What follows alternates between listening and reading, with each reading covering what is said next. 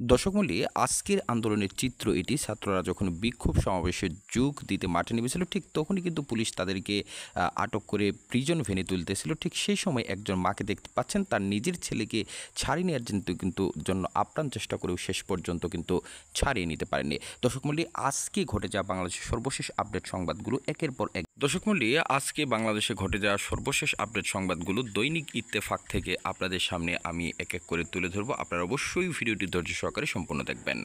সংঘটিত মৃত্যুর ঘটনাকে জুলাই হত্যাকাণ্ড বললেন শিক্ষকরা। অর্থাৎ চলমান বৈষম্য বিরোধী ছাত্র আন্দোলনকে ঘিরে জুলাই মাসে জুড়ে সংঘটিত মৃত্যুর ঘটনাকে জুলাই হত্যাকাণ্ড বলে কিন্তু আখ্যায়িত করেছে নিপীড়ন বিরোধী শিক্ষকরা ঢাকা বিশ্ববিদ্যালয়ের। দর্শক মণ্ডলী, তার পাশাপাশি আরেকটি শিরোনাম এখানে করা হয়েছে যে বেনাপোল ইন্টারনেট সমস্যা, রাজস্ব ঘাটতি 150 কোটি টাকা।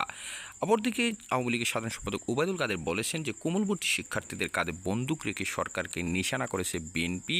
এটা বলেছেন ওবায়দুল কাদের। ববিতে অর্থাৎ বরিশাল বিশ্ববিদ্যালয়ে কোটা সংস্কার আন্দোলনরত শিক্ষার্থীদের উপর হামলার অভিযোগ পাওয়া গেছে। এখানে আহত হয়েছেন 15 জন। অপরদিকে আমরা আরও দেখতে পাচ্ছি যে রক্তমাখা শার্টের গন্ধ শিক্ষার্থীদের বিবেককে সবসময় তাড়া করবে, মির্জা ফখরুল ইসলাম আলমগীর।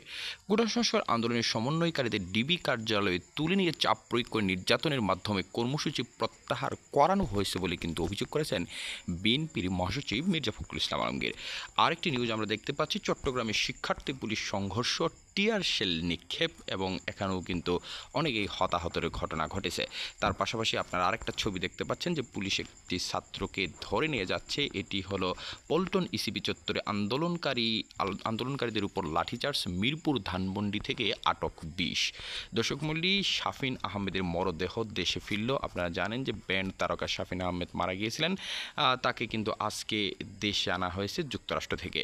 তার পাশাপাশি আপনারা দেখতে পাচ্ছেন আটকে রেখে কর্মসূচি প্রত্যাহারের ঘোষণা করতে বাধ্য করানো সংবিধান পরিপন্থী, এরকম একটা হেডলাইন কিন্তু করা হয়েছে। অর্থাৎ ডিবি কার্যালয়ে ভাত খাওয়ানোর পর আন্দোলনরত শিক্ষার্থীদের সমন্বয়ক বৈষম্য বিরোধী ছাত্র আন্দোলনের 6 জন নেতাকে ধরে নিয়ে চাপ প্রয়োগ করে, বল প্রয়োগ করে প্রত্যাহার করা হয়েছে কর্মসূচি, এই ধরনের অভিযোগ কিন্তু করা হয়েছে। এখানে হেডলাইন সেটাই বলছে, এবং এটা যদি করা হয়ে থাকে সেটা সংবিধান পরিপন্থী উল্লেখ করা হয়েছে।